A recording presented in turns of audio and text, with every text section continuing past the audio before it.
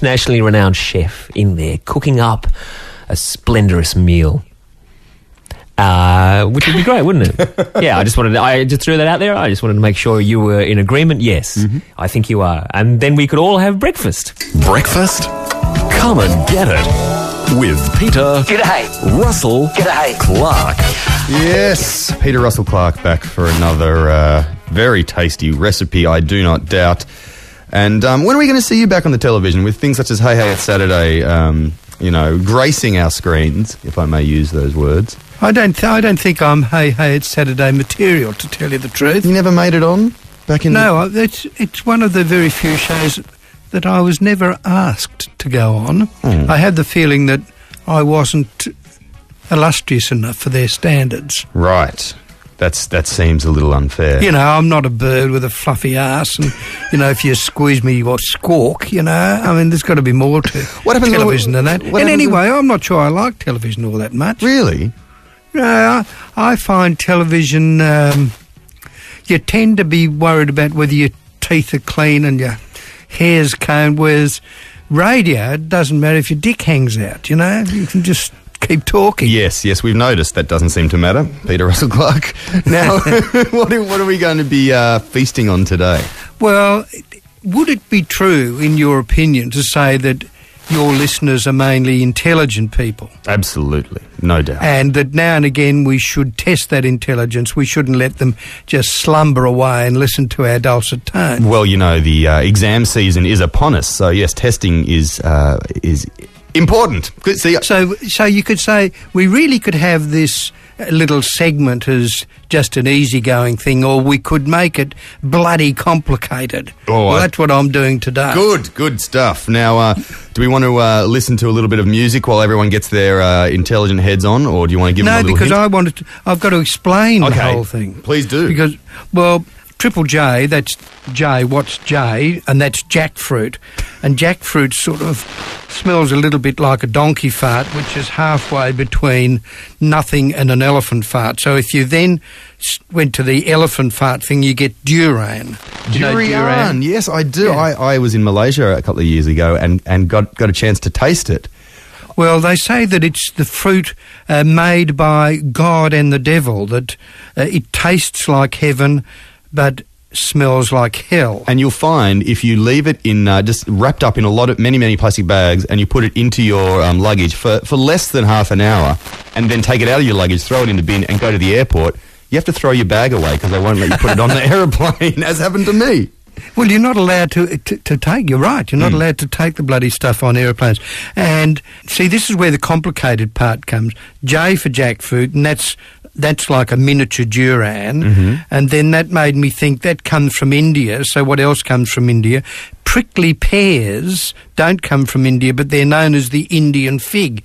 That brought me to figs. What can we do with figs? And I thought, well, what we can do with figs is put them in a tart with blue cheese. It's got nothing to do with fucking jackfruit, but nevertheless, it sort of gets there a bit if you sit down and think about it. Right, well, let's listen to a little bit of music, and we'll come back with our, durians, jackfruit, prickly pears, figs, whatever it is that you've got.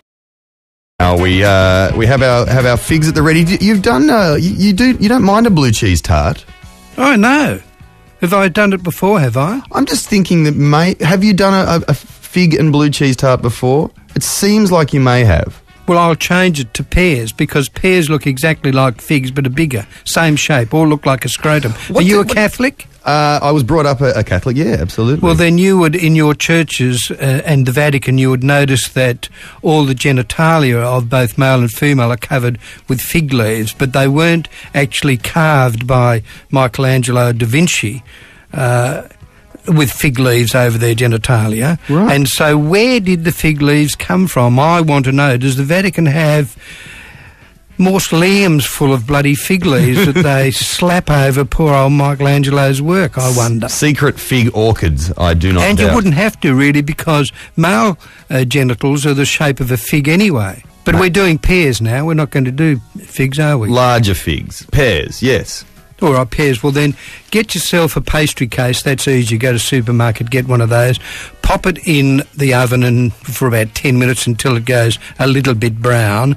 Then pull it out. And in the meantime, in a saucepan, you put, I'm making this up as I go, in your little saucepan you put some sliced figs, some honey, or if you don't have honey you can use caster sugar, some sour cream, and you let that just warm, just gently warm, otherwise you burn the bugger out of the whole thing.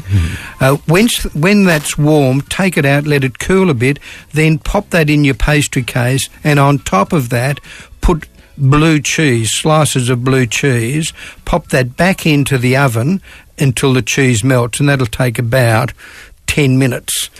Pull it out and it'll be gorgeous. Got nothing to do with jackfruit or durian or prickly pears or figs, but it's bloody lovely. Oh, did I say? Yes, I did say you put the pears in the sauce, didn't I? Yeah, Yes, absolutely. Pears, figs, whatever you got.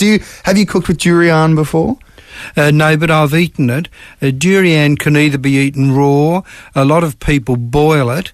And it's often fried. It's also dried.